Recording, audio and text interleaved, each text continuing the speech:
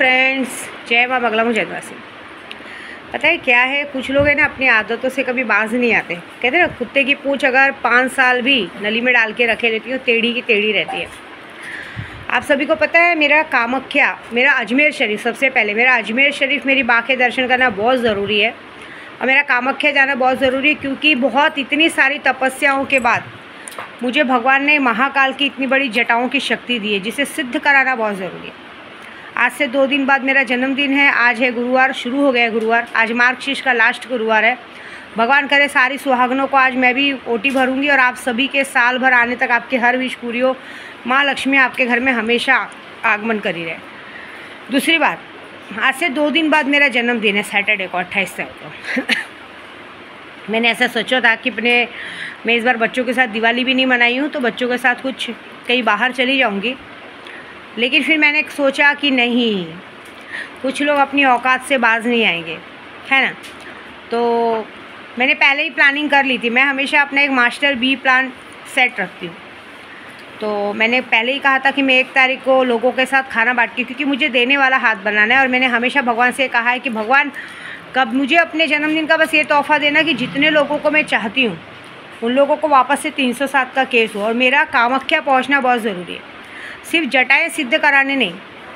जिस तरह से कुमाता के टाइम पे कुमाता मेरे दिमाग पे लगी थी और मैं उसके लिए स्पेशली पूजा करने गई थी, इस बार भी मैं ऐसे कुछ लोगों के लिए स्पेशली पूजा करने जाऊंगी।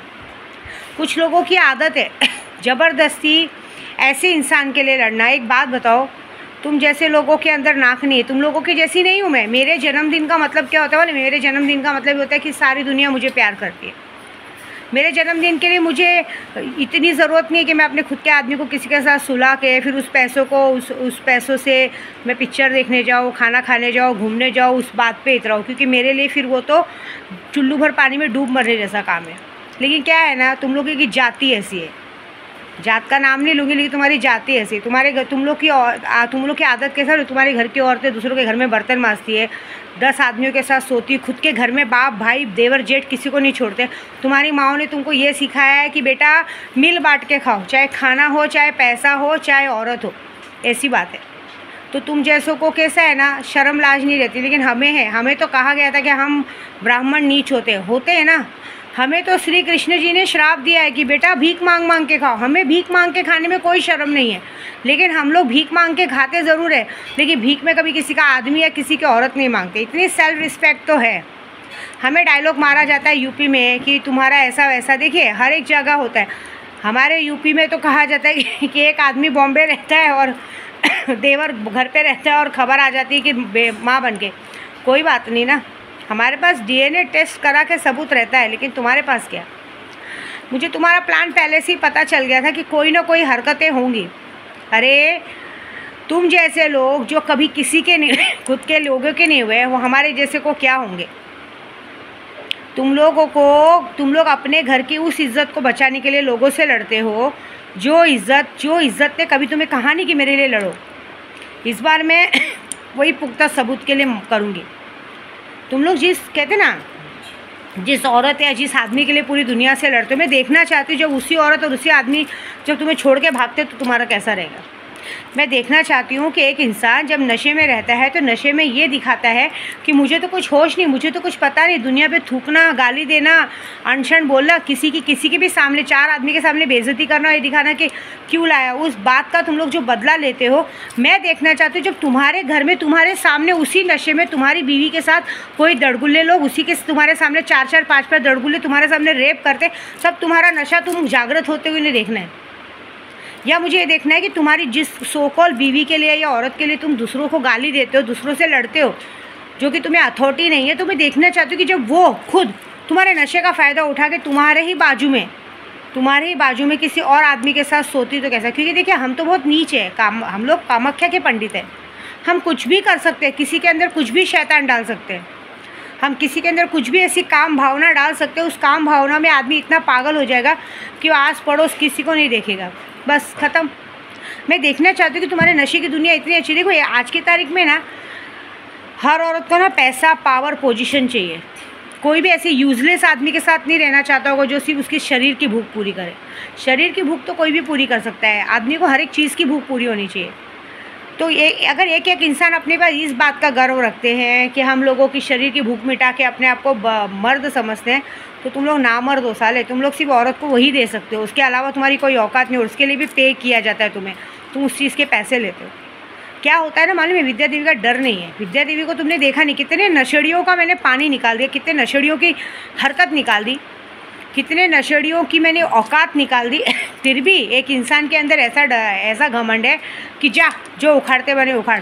तो चल माधर चौथ, अब तेरा उखाड़ती हूँ मैं, और तू देख, तू अपने आप को बचा के बता।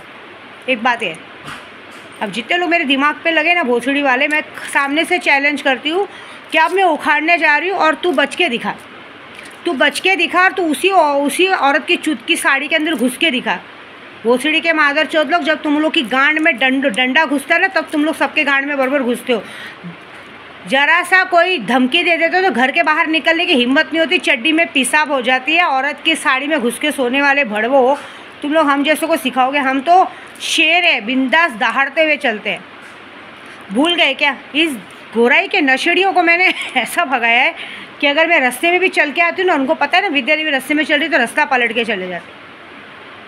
मेरे लिए ना मेरा जन्मदिन से बड़ा मेरे लिए कामाख्या जाना बहुत ज़रूरी है। मेरे लिए मेरे ख्वाजा जी के दरबार में जाना बहुत ज़रूरी है। वो रास्ता कोई रोक नहीं सकता।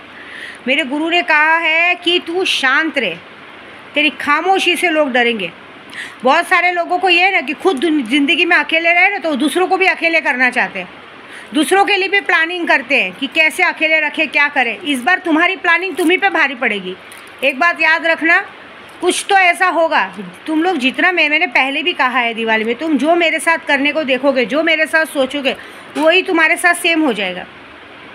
ऐसी बात है, मुझे टेंशन नहीं है। एक बात बताओ, मैं इंडिपेंडेंट औरत हूँ।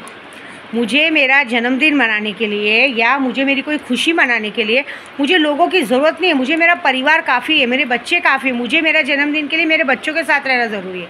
मैं ऑलरेडी दिवाली में नहीं रही हूँ यहाँ पे, तो मैं चाहती हूँ कि 31 तक, एक तो यहाँ का गोराई का माहौल ख़राब है, तो मैं नहीं चाहती कि गोराई के ऐसे माहौल में मैं अपने बच्चों को अकेले छोड़ के बाहर जाऊँ। मैं अपने बच्चों के साथ रहना चाहती हूँ, क्योंकि आगे आने वाले 1 महीनों की तो यात्रा पे ही हूँ मैं, और वो यात्रा करनी ज़रूरी है।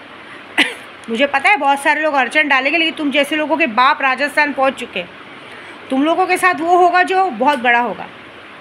मैं देखना चाहती हूँ कि जब तुम्हारे घर का बंदा हाफ मर्डर केस में 307 के केस में अंदर जाता है, तो तुम्हें कौन बचाने आता है। मुझे ये देखना है, कौन तुम्हारे आस पड़ोस, कौन तुम्हारी सखी सहेली, कौन तुम्हारे साथ बचाने थे, मुझे वो देखना है। और मैं करके रहूँगी, क्योंकि अब की बार मेरी तीसरी आँख खुली है। मैं ये बिल्कुल बर्दाश्त नहीं कर सकती कि तुम ज़बरदस्ती की नाटकी मुझे दिखाओ। मैंने अक्सर कुछ लोगों को ऐसा देखा है कि मेरे सामने पी के ढिंगाना करना, नाटक करना, ऐसे दिखाना कि हमें होश नहीं है, ये नहीं वो नहीं है, और सारे खुद के घर में ज़रा सा बच्चा अगर ज़मीन पे गिर जाए तो फटाक से उठा के गोद में लेना, पूरी तरह से होश आ जाता है। इतनी नौटंकी, किसको नौटंकी दिखाते हैं, किसको घमंड दिखाते हैं, किस चीज़ का, क्या है, क्या है तुम में? नमक हरामी, बेईमानी, धोखेबाजी, ये है। और सबसे बड़ा टैलेंट औरतों के साथ सो के उनको खुश करने का, और ये डायलॉग मारने का कि मैं तुम्हारे साथ सोया इसलिए तूने हमें पैसा दिया। ये टैलेंट है, ये तुम्हारी माँ ने सिखाया। सीधी बात है, सिखाया कि तुम्हारी माँ कमाठीपुरा की रंडी जो है, तुम्हारी माँ ने रंडियों के रंडी है 10 भड़वों के साथ सो के तुम जैसे भड़वों को पैदा किए। तो सीधी बात है ना, रंडी के बच्चे भड़वे ही पैदा होंगे, रंडी के बच्चे रंडीबाजी ही करेंगे, अच्छी तालीम नहीं मिलेगी। तुम्हें क्या लगा तुम विद्या देवी के नाद में लगोगे, विद्या देवी को थोड़ा सा प्यार से पुचकार के सब लोग बोल दोगे और तुम्हें अपनी बात भूल जाऊंगी? अरे मैं तुम सबकी बाप हूँ, बाप। मैंने अपने सगों को नहीं छोड़ा है, उनका अर्थी उठवा दी है। जिस तरह से मैंने कुमाता की अर्थी उठवाई ना, इस तरह से अगर मैंने तुम लोग जिसके लिए लड़ते हो ना, जिसके लिए तुम लोग 24 घंटे लड़ते हो ना, वही तुम्हारी नाक को काट के किसी और के साथ भागेगा। और नहीं भागा तो विद्या देवी नाम बदल देना। तुम लोगों को ही मुंह दिखाने लायक नहीं छोड़ूंगी। तुम लोगों को क्या लगता है कि हाँ ये हमारे पीछे पड़ी है? साला तुम लोग दूसरों के घर की औरतों को ख़राब करते हो, दूसरों के घर की ज़िंदगी ख़राब करते हो, तो भी इंसान तुम्हें अपने साथ बिठाता है, खिलाता है, अपनी बराबरी में रखता है। उस बात का जरा भी वो शर्म नहीं है, उल्टा तुम लोग और उसको बर्बाद करने को देखते हो। तुम्हारे अंदर ये गुस्सा है कि हमारे परिवार को बर्बाद करने को देख रहे हो। तुम लोग दूसरों के परिवार को बर्बाद कर देते हो। तुम लोग इतने नीच हो कि तुम्हारे साथ अपने घर की जवान बेटियों को भी नहीं इंसान छोड़ सकता। तुम्हारा तो उसमें भी भरोसा नहीं है। तुम तो वो भी बोल दोगे पीने में कि नशे में होना तो हो गया, क्या कर सकते हैं? क्यों नशे में तुम्हारी भाई की बेटियाँ नहीं दिखती है क्या बाजू में? सोना चाहिए उनके साथ भी, सही बात है ना? नहीं, वहाँ तो बराबर होश रहता है, एकदम सीधा आदमी, ऐसे लगते कोई नहीं। ये तुम जैसों की जो हरकतें हैं ना, मैं उन सबको बराबर करने वाली। मैंने क्या कहा, मुझे मेरे जन्मदिन के लिए मेरे बच्चों के साथ रहना ज़्यादा ज़रूरी है। ऐसे भी इस माहौल में मैं अपने बच्चों को अकेले छोड़ूंगी नहीं। और जो करना था मैंने कर लिया। मैंने तो कहा ही ना, मेरा जन्म तो आज ही आधा हो गया था, क्रिसमस के टाइम पे मेरा जन्मदिन मना लिया। मेरे परिवार है उन्होंने आके, बच्चों ने मना लिया, ठीक है। और बाकी जो तुम्हारे साथ होने वाला वो वेट करो। इस बार मैं वादा कर रही हूँ, तुम लोग ने हमेशा मुझे डायलॉग मारा, जा जो उखाड़ते बने उखाड़ ले, जा जो करते बने कर ले, ये कर दे। वादा है कि अब उखाड़ूंगी और तुम बचा के दिखाओ अपने आप को। अगर मैंने तुम लोगों को रोड का भिखारी बना के सही में तुम लोगों को खटिए का काम करने में मजबूर नहीं किया ना, तो विद्या देवी नाम की नहीं। तुम लोगों ने मेरी तीसरी आँख खोली है। पैसा मेरे लिए कोई मायने नहीं रखता है भाई। मैं एक बात बताऊँ, जब मैं आज से 4 साल पहले जब लॉकडाउन लगा था, फर्स्ट लॉकडाउन, जब लोगों के पास 100 रुपये रहना मुश्किल था, उस वक्त मैंने 8 से 10 लाख रुपए अरेंज किया था। ऐसे ऐसे बंदे हैं मेरे पास, ऐसे ऐसे बंदे ना, सिर्फ नाम दे दूँ तो जगह पे काट के फेंक डालेंगे, ये बात है। तो अब चलो, नाद मुझसे लगी है, अब तुमने जो मुझसे नाद लगाई है, अब वेट करो। मैंने क्या बोला, 28 जनवरी तुम्हारी लास्ट डेट हो गई, और ये 31 आ रहा है। 30 तारीख को अमावस्या है।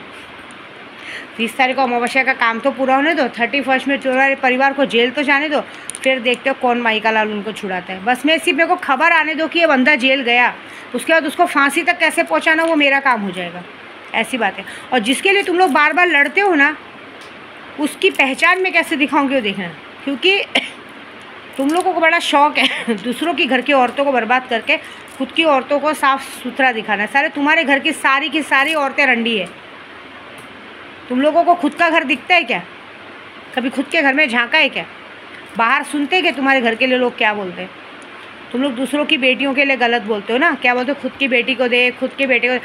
ठीक है ना, हमारी बेटियां तो जवान है, अभी नहीं करेंगी तो कभी करेंगी, बुढ़ापे में करेंगी क्या? तुम्हारे घर में तो साला बुढ़ापे की सीढ़ी पे आ गए तो भी अपने आप को जवानी का झटका लगता है। साला हाथी का बच्चा बन के घूमते, फिर भी सबके साथ खेलने का मन करता है। बताओ, तुमको शर्म आनी चाहिए क्या? हमको शर्म आनी चाहिए। हमारी बेटियों को तक आ रहा है, अभी उनकी शादी वादी नहीं हुई है, वो अब नहीं करेंगी तो कब करेंगी? लेकिन तुम अपना तो गिरबान झाँको, दूसरों पे उंगली उठाने से पहले खुद को देख लो। बताओ क्या बात है? माँ रंडी खाने में काम करके, बर्तन माँज के, लोगों के साथ सो के, तुम जैसे भड़वों को पैदा किए। तुम भड़वों ने जाके अपने घर की औरतों को शादी करके लाके एक दूसरे के साथ वो करके बच्चे पैदा किए, और बाद में तुम लोग ने भी जाके भड़वागिरी की, और कुछ काम तो आया नहीं। और ज़िंदगी में एक ही काम किया, औरत को खुश करो, पैसा कमाओ। तुम्हारे से मेहनत तो होती नहीं है। तुम लोग क्या करोगे, या बाहर मिले तो ठीक है, नहीं तो खुद की औरतों को ही भेजोगे खटिया का काम करने। भाई तू बस ला और दे, और पागल बनने का, मासूम बनने का टैलेंट बहुत है यार तुम लोग में। और उसके बाद अगर तुम लोग को कोई बोल दे तो तुम लोग आ जाते हो लड़ने मरने पे, ऐसी बात है। तो कोई बात नहीं तुम जैसों की औकात हम निकालेंगे, वेट एंड वॉच। मैं बहुत गंदी हूँ। मैंने अगर तुम लोगों को दिमाग में ले लिया, एक बात याद रखना, मैंने तुम लोगों को दिमाग में 6 महीने से लिया हुआ है, और 6 महीने से मैंने एक ही कसम खाई है कि अब की बार इनको पूरी तरीके से ज़मीन पे गिराना है। क्योंकि आज से 6 महीने पहले जब मेरा घर बदली हो रहा था, घर बदली होते समय पूरी गोराई ने कोशिश की थी कि मैं गोराई में घर नहीं ले पाऊँ।